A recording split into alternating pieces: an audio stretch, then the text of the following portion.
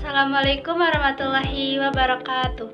Perkenalkan, nama saya Silvi Clarissa Putri dari kelas 11 PPLG 1. Di sini saya akan menjelaskan makalah yaitu tentang sistem toko online. Nah, di sini ada halaman daftar isi yang isinya itu ada bab 1, pendahuluan, tujuan, rumusan masalah. Ada bab 2 yaitu pembahasan, pengertian, fungsi, komponen contoh, dan ada bab 3 yaitu penutup, kesimpulan. 1 yaitu pendahuluan. Latar belakang. Perkembangan teknologi informasi mendorong banyak perusahaan untuk menyediakan layanan jual beli secara online.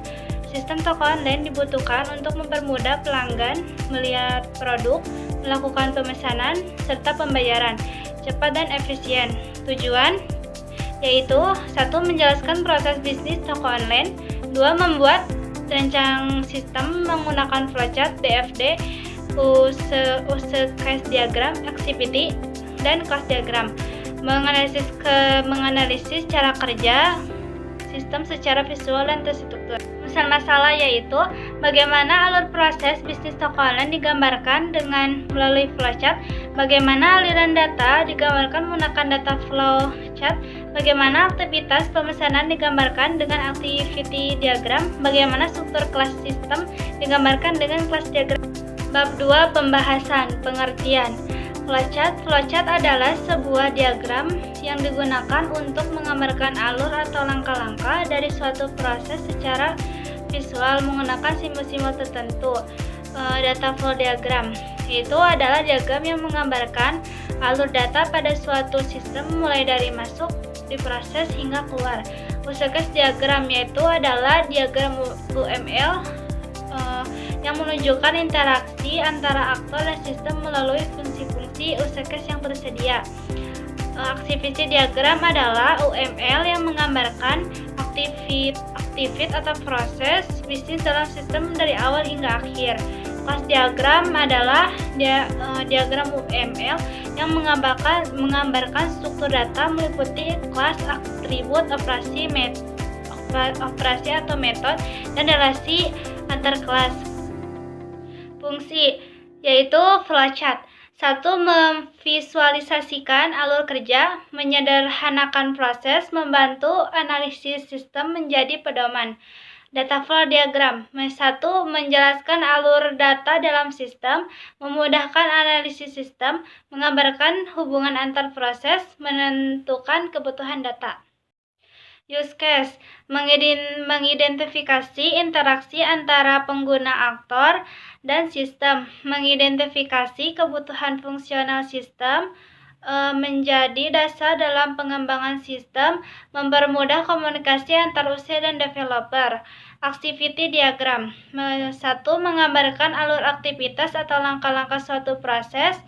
2. Menjelaskan logika proses bisnis. 3. Membantu menemukan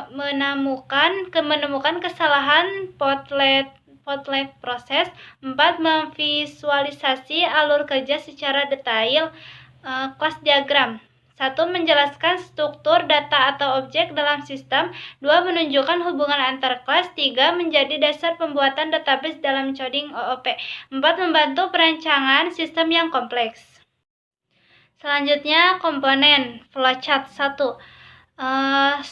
Start atau end oval, proses, persegi panjang, input atau output, jajar genjang, decision atau berlaku tepat. 5.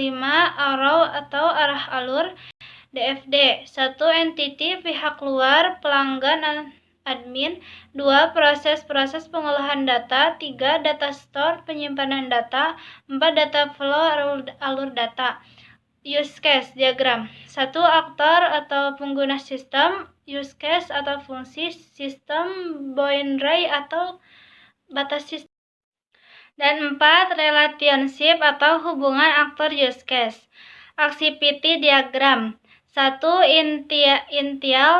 Initial node atau mulai. 2. Transition atau kegiatan.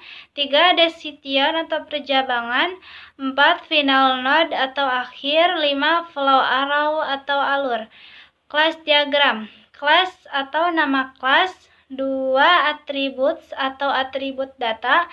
Methods atau fungsi. 4. Relationship atau hubungan antar kelas.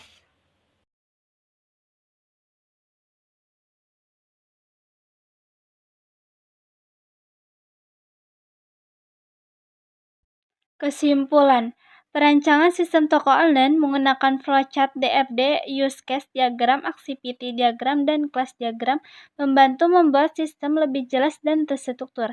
Flowchart menggambarkan alur proses. DFD menunjukkan aliran data, use case diagram menjelaskan fungsi yang digunakan aktor, activity diagram menunjukkan urutan aktivitas, dan class diagram menggambarkan struktur data sistem. Dengan semua diagram tersebut, toko online dapat dirancang lebih efektif, mudah dipahami, dan siap dikembangkan.